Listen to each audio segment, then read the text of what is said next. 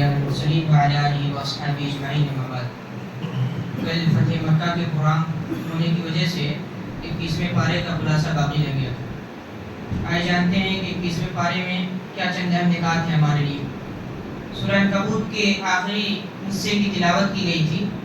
سب سے پہلے آخری حصے کے اختتام پر اللہ رب العزت نماز کی اہمیت اور فوائد بتا رہا ہے کہ نماز بے حیائی اور برائی سے انسان کو بچاتی ہے. پھر اس کے بعد نبی کریم صلی اللہ علیہ وسلم کے امی ہونے کی دلیل دی اور بتایا کہ ایک معجزہ ہے.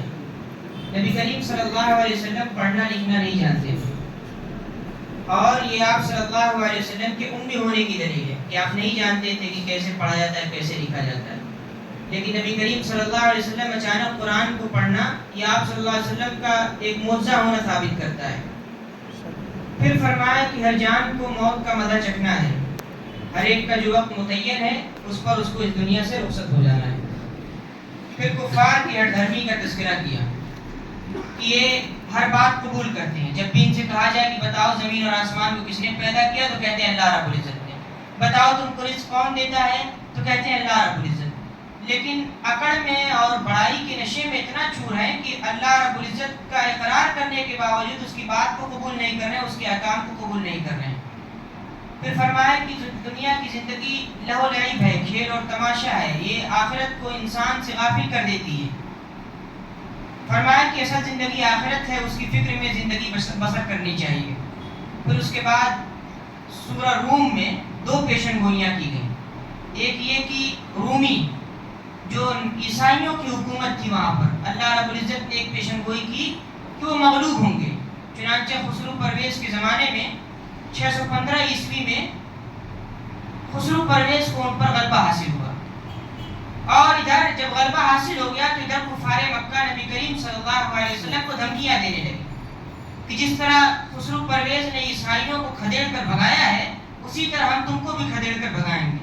تو ان کے جواب میں پھر دوسری پیشن گوئی اللہ رب العزت نے کی کہ وہ رومی غالب آئیں گے اور اللہ رب العزت کے کرم سے اس کے فضل سے مسلمان اس پر خوشی منائیں گے. اور بعد میں جب رومی غالب آئے, رومی سلطنت کا پھر سے قیام ہوا تو مسلمانوں نے خوشی کا اظہار کیا. پھر حضرت لقمان علیہ السلام کا تذکرہ ہے, سورہ لقمان کا ذکر ہے.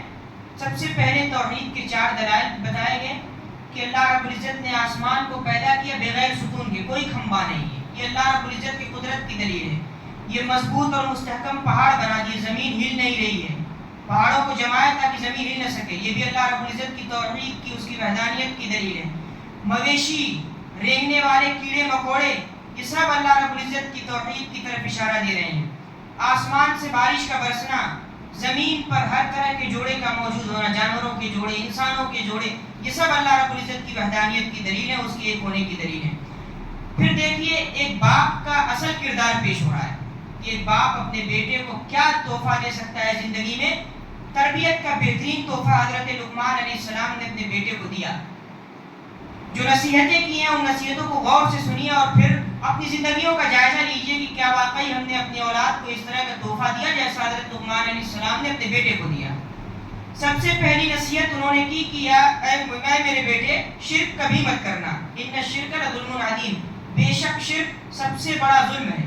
پھر فرمایا کہ اگر رائی کے دانے کے برابر تم نے کوئی چیز چھپائی, پھر اس کو پہاڑوں کے درمیان دفن کر دیا یا پتھروں میں چھپا دیا یا زمین اور آسمان میں کہیں بھی پھینک دیا, قیامت کے دن اللہ رب العزت اس چھوٹی سی چیز کو جو تم نے جہاں بھی چھپائی ہوگی لے آئے گا. تو آخرت کی فکر اپنے اندر پیدا کرتے رہنا, اس سے غافل نہ ہونا. پھر فرمایا کہ نماز کو قائم کرتے رہنا, برائی سے خود بھی روکنا, دوسروں کو بھی روکنا, اور اللہ کے راستے میں جو تکلیف تم کو آئے اس پر صبر کرنا. اس پر صبر اور ثابت قدمی اللہ رب العزت کی مدد سے تم کو قریب کر دے گی. پھر فرمایا وَلَا تُسَعِّرْ خَدَّكَ لِلنَّاسِ, کبھی بھی منہ پھیر کر لوگوں سے بات نہ کرنا. سعر کہتے ہیں ایک ایسی بیماری کو جو اونٹوں میں لائق ہوتی تھی. جب یہ بیماری لائق ہو جاتی تھی تو اونٹ اپنی گردن کو سیدھی رکھتا تھا, نہ دائیں گھما پاتا تھا نہ بائیں گھما پاتا تھا. تو کہا کہ تم معاشرے سے کٹ کر نہ رہنا, تم کو سعر نہ لائق ہو جائے. موجودہ دور میں نوجوانوں کا ایک بہت بڑا طبقہ ہے جو معاشرے سے کٹ کر زندگی گزارتا ہے. تو ان کو نصیحت کی جا رہی ہے کہ دیکھو معاشرے سے جڑنا, معاشرے سے جڑو گے اسی میں تمہاری زندگی تمہاری بھلائی ہے, اس سے کٹ کر زندگی نہ گزارنا. پھر ایک بہت بڑی بات کہی وَلَا تَمْشِ تمشی فی الارض مرحا، زمین میں اکڑ کر نہ چلنا، یہ اکڑ تم کو فائدہ نہیں پہنچائے گی، تمہارے لیے نقصان ہے۔ پھر فرمایا کہ اپنی چال میں میانہ روی اختیار کرنا، اپنی آواز کو پست رکھنا، دبا کے رکھنا، چلانا اور چیخنا نہیں۔ کیوں؟ کیونکہ سب سے ناپسندیدہ آواز گدھے کی آواز ہے، جو چیختا ہے چلاتا ہے لیکن سب سے ناپسندیدہ آواز ہے، تو تم اس گدھے کی طرح نہ بننا۔ پھر اللہ رب العزت نے ایک نصیحت کی، یہ تمام نصیحتیں حضرت لقمان علیہ السلام نے اپنے بیٹے کو کی۔ اب اللہ رب العزت اس میں ایک اضافہ فرما رہا ہے کہ والدین کے ساتھ حسن سلوک کرنا، اچھے اور نیکی اور تقویٰ کے کاموں میں ان کا ساتھ دینا، ان کی اطاعت کرنا۔ پھر اللہ کے احسانات بے شمار ہیں، اور فرمایا کہ اگر اللہ کے احسانات کو گننے کے لیے یہ جتنے بھی دنیا میں درخت ہیں یہ سب قلم بنا دیے جائیں، دنیا میں جتنے بھی سمندر ہیں یہ سب سیاہی بنا دیے جائیں تو یہ سب ختم ہو جائیں گے۔ اللہ رب العزت مزید 7 سمندر بلائے گا، وہ بھی ختم ہو جائیں گے، لیکن اللہ رب العزت کے احسانات کو گننا انسان کے بس میں نہیں ہے۔ پھر فرمایا کہ 5 چیزیں ایسی ہیں جن کا علم صرف اور صرف اللہ کو ہے۔ نمبر 1، قیامت کب آئے گی اس کا علم صرف اللہ کو ہے۔ بارش کب کہاں کتنی برسے گی اس کی مقدار کیا ہوگی اس کا علم صرف اللہ کو ہے۔ ماں کے پیٹ میں کیا ہے، جو لڑکا اور لڑکی ہے وہ صحیح سالم ہے یا معذور ہے، وہ پرورش پائے گا یا پرورش سے محروم رہے گا، اس کا علم صرف اور صرف اللہ کو ہے۔ پھر اس بات کا علم بھی اللہ کو ہے کہ انسان کل کیا کرے گا، کیا کمائے گا، آیا اس کا فائدہ ہوگا یا نقصان، اس کا بھی علم صرف اللہ کو ہے۔ پھر فرمایا کہ موت کب آئے گی، کس حالت میں آئے گی، کہاں آئے گی، اس کا بھی علم صرف اور صرف اللہ کے پاس ہے، یہ انسانوں کے بس کی بات نہیں ہے۔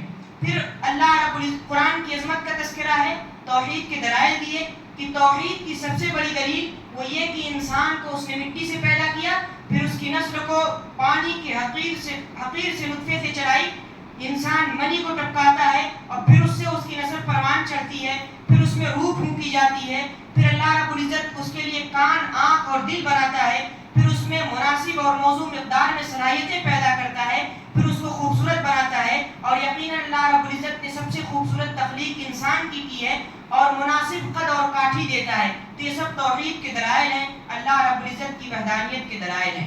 پھر فرمایا کہ قیامت کا دن جب قائم ہوگا تو اس وقت مشرکین خواہش کریں گے کہ کاش ہم دنیا میں لوٹا دیے جاتے، لیکن ان کو جواب ملے گا کہ نیکیاں اور وہ کمانے کا وقت ختم ہو گیا، اب تم کو دنیا میں نہیں لوٹایا جائے گا، اگر تم لوٹا بھی دیے جاؤ تو وہی عمل کرو گے جو تم پہلے کرتے تھے۔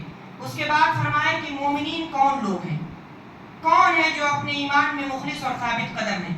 فرمایا کہ وہ لوگ مومنین، وہ لوگ اصلی اور سچے مومن ہیں، جب اللہ کا ذکر ان کے سامنے کیا جاتا ہے تو ان کی فوراً سر اللہ رب العزت کی بارگاہ میں جھک جاتے ہیں، وہ سجدہ کرتے ہیں، اپنے رب کی حمد و ثنا بیان کرتے ہیں، اور ان کے پہلو ہمیشہ بستروں سے دور رہتے ہیں، یعنی وہ جب ساری دنیا غفلت میں سوتی ہے تو پھر وہ اپنے رب سے راز و نیاز کی باتیں کرتے ہیں۔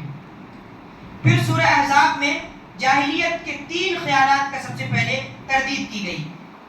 وہ کیا ہے؟ کفار و مشرکین کا گمان تھا کہ انسان کے جسم میں 2 دل ہوتے ہیں، ایک وہ ہے جو ایمان والا دل ہے اور ایک وہ ہے جو کفر والا دل ہے۔ اس کی تردید کی گئی کہ دل ایک ہی ہوتا ہے، البتہ اس دل کی کیفیت چینج ہوتی ہے، وہ یا تو ایمان والا ہو جاتا ہے یا پھر کفر اور شرک میں ملوث ہو جاتا ہے۔ اسی طرح کفار میں ایک غلط عقیدہ جاہلیت کے دور میں یہ رائج تھا کہ جس طرح موجودہ دور میں طلاق لوگ دیتے اپنی بیویوں کو، اسی طرح وہ اپنی بیویوں کو طلاق دیتے تھے اس طرح کہ اس کو کہتے تھے کہ تم میری ماں کی طرح محترم ہے، تو جیسے میری ماں کی پیٹھ میرے لیے حرام ہے اسی طرح تو بھی میرے لیے حرام ہے۔ تو اس کی تردید کی گئی، یہ غلط طریقہ ہے، ایسے بیوی کو اپنی ماں کی طرح نہیں قرار دیا جاتا، ماں تو وہی ہے جس سے تم جنے ہوئے ہو، جس کی کوکھ سے تم نے جنم لیا ہے، ماں وہی ہے، تمہاری بیوی تمہاری ماں نہیں بن سکتی۔ پھر ان کے یہاں غلط طریقہ یہ رائج تھا کہ منہ بولے بیٹے کو وہ حقیقی بیٹا سمجھ کر وہ تمام حقوق دیتے تھے، اس کی بھی تردید کی گئی کہ منہ بولا بیٹا تمہارا حقیقی بیٹا نہیں ہو سکتا۔ پھر غزوہ احزاب کا تذکرہ، یہ جنگ یہودیوں سے ہوئی، اور اس سلسلے میں آیا کہ یہ جب جنگ ہوئی اس کی سختی کا عالم یہ تھا کہ دل نرخرے تک پہنچ گئے تھے اور لوگ اللہ کے بارے میں طرح طرح کا گمان کر رہے تھے، یعنی انتہائی سختی تک یہ جنگ پہنچ گئی، اور اس وقت اللہ رب العزت نے مومنین کو آزمایا اور فرمایا کہ وہ ہلا ڈالے گئے، لیکن اللہ رب العزت نے مومنین کی پھر مدد کی۔